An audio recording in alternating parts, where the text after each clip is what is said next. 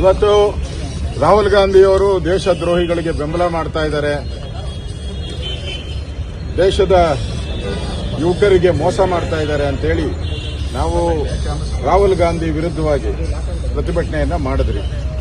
ಆದರೆ ಸರ್ಕಾರ ಇವತ್ತು ನಮ್ಮನ್ನು ಅರೆಸ್ಟ್ ಮಾಡಿದ ಮೇಲೆ ನಾವೆಲ್ಲರೂ ಕೂಡ ಪೊಲೀಸ್ ಕಸ್ಟಡಿ, ನಮ್ದಲ್ಲ ಕಸ್ಟಡಿ, ಪೊಲೀಸ್ ಕಸ್ಟಡಿಯಲ್ಲಿ ನಮ್ಮನ್ನು ಅರೆಸ್ಟ್ ಮಾಡಿ ತಗೊಂಬಂದಾಗ ಪೊಲೀಸರ ಜವಾಬ್ದಾರಿ.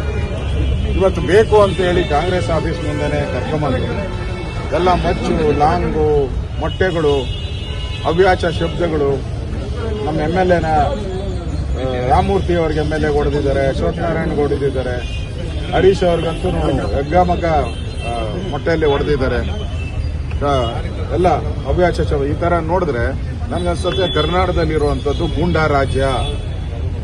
ಇವರೆಲ್ಲ ಕೊತ್ವಾಲ್ ಶಿಷ್ಯಂದಿರು. ಯಾರು DK ಶಿವಕುಮಾರ್ ಅವರೇ ಹೇಳಿದ್ದಾರೆ, ನಾನು ಕೊತ್ವಾಲ್ ಶಿಷ್ಯ.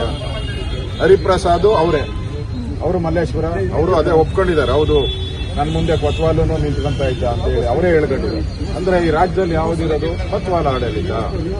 ಕರ್ನಾಟಕದಲ್ಲಿ ಇನ್ನ 1.5 ವರ್ಷ ಇರೋದು ಕೊತ್ವಾಲ್ ರಾಮಚಂದ್ರನ ಆಡಳಿತ. ಇವತ್ತು ಪೊಲೀಸ್ ಕಸ್ಟಡಿಯಲ್ಲಿದ್ದಾಗೆ ಬಂದು ಹೊಡೆದ್ಬಿಟ್ಟು ಹೋಗ್ತಾರೆ ಕಾಂಗ್ರೆಸ್. ಆ ಲಾಯರ್ ಡ್ರೆಸ್ ಹಾಕೊಂಡಿದ್ದ ಅವು ಬಂದು ಹೊಡಿತಾರೆ ಅಂತ ಹೇಳಿದ್ರೆ ಇಲ್ಲಿ ರಾಜ್ಯದಲ್ಲಿ ವಿರೋಧ ಪಕ್ಷಗಳಿಗೆ ಅಂದರೆ ಸೆಕ್ಯೂರಿಟಿ ಯಾರು?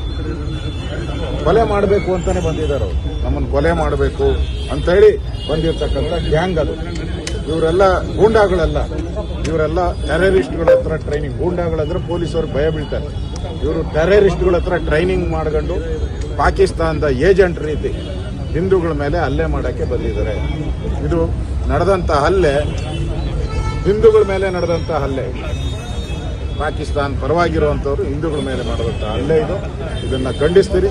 ಇದನ್ನ ಖಂಡಿಸಿ ಇವಾಗ ಕಮಿಷನರ್ಗೆ ಹೋಗಿ ನಾವು ಕಂಪ್ಲೇಂಟ್ ಅನ್ನ ಕೊಡ್ತಾ ಇದ್ದೀವಿ. ಅವ್ರನ್ನ ಕೂಡಲೇ ಗೂಂಡಾ ಆಕ್ಟ್ ಅಲ್ಲಿ ಬಂಧಿಸಬೇಕು. ಎಲ್ಲ CCTV ಕ್ಯಾಮೆರಾದಲ್ಲಿದೆ. ಕೂಡಲೇ ಬಂಧಿಸಬೇಕು. ಇಲ್ಲ ಅಂದ್ರೆ ಇದು ಗೂಂಡಾ ರಾಜ್ಯ.